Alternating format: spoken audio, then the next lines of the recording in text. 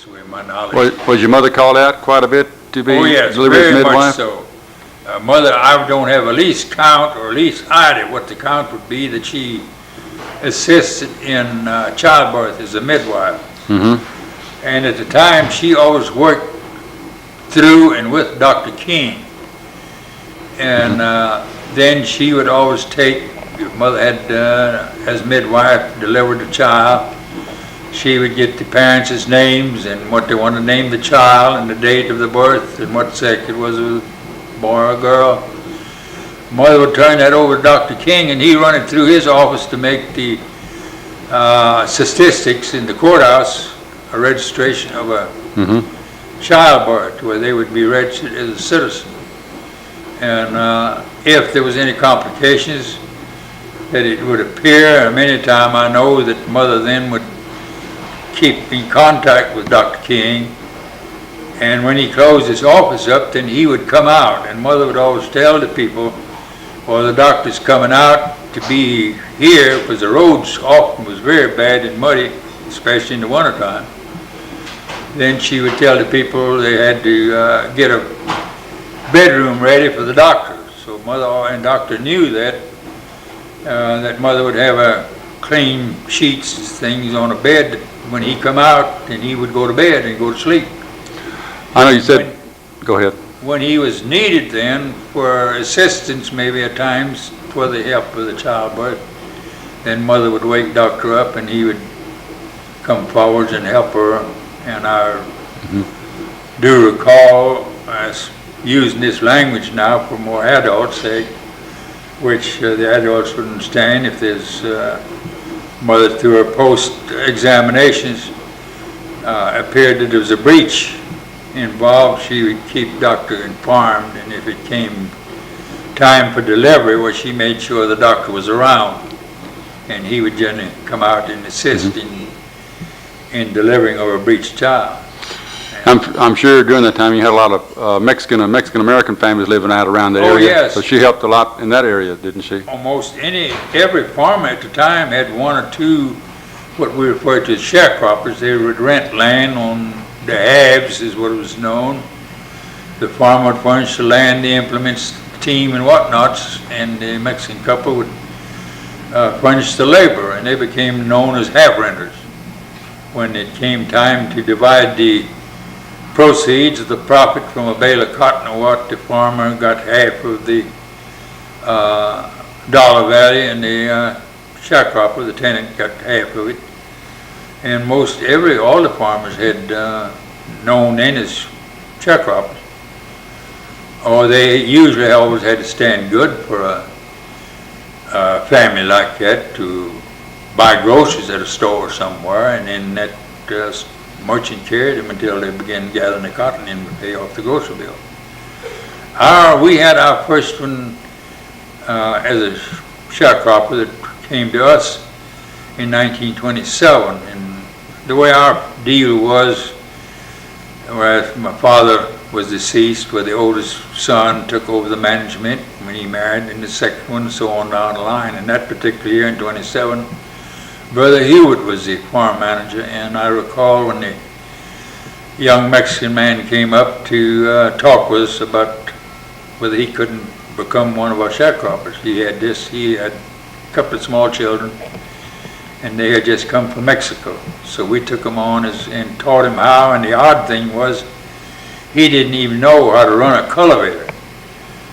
And Hewitt had, told him, got him started planting his crop, and then when it come time to cultivate his corn, usually always allowed him to plant 2 acres of corn, so they'd have shuck to make the tamales and corn. They usually had a few chickens around and a pig. We permitted them to plant as much as 2 acres of corn, but mostly they was in the cotton business to earn a living out of the cotton industry.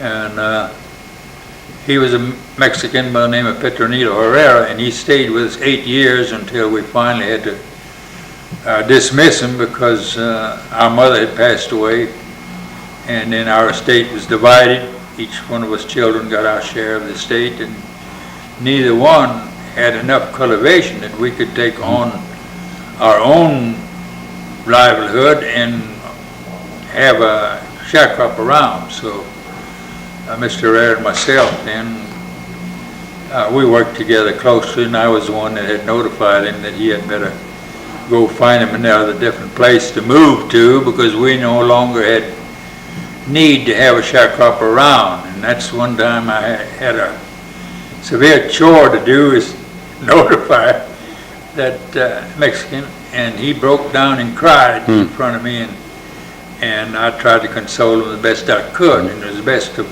his interest if he would start now and move his family. Eventually it would have to be done, and the sooner he did it, the better off. But I understand your mother helped a lot of the Mexican women deliver their babies. I don't have a least idea, but I would say a long exceeding 100, and maybe more. I have no idea, because that went on for several years that mother was performing the service of a midwife. And I have taken a many time, and mother and I had an understanding that she would go in and survey the progress of towards the childbirth. If it looked like it was going to come fairly soon, I would just lie down on the old Model T car seat and try to get me a little shut-eye.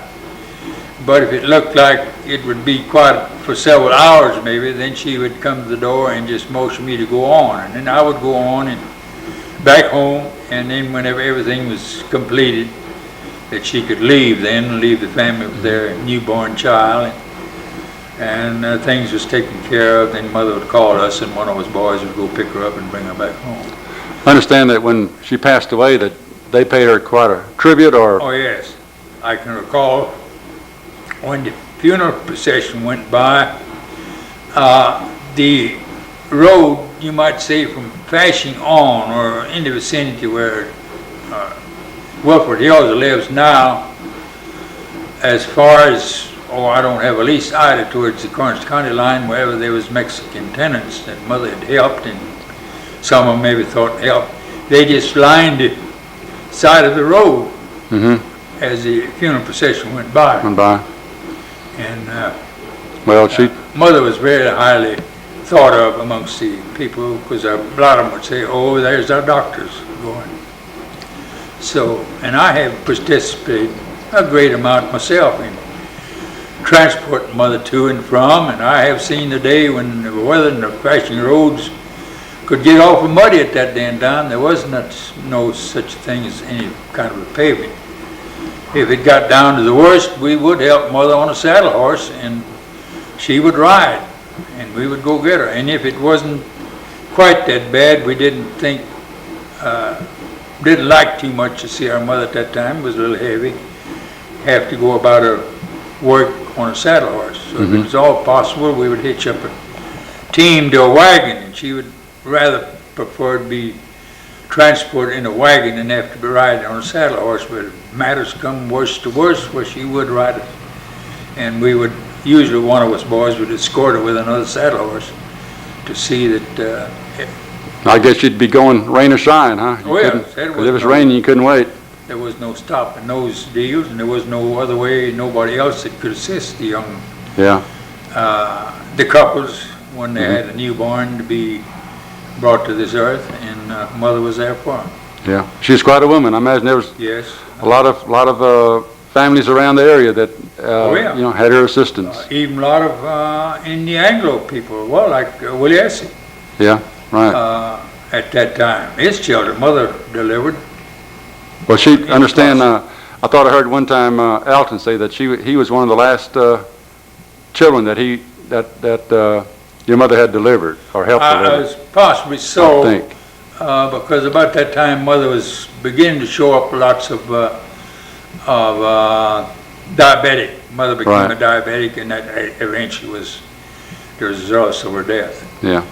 When she became comatose, and eventually, like all diabetics do, she broke out in bad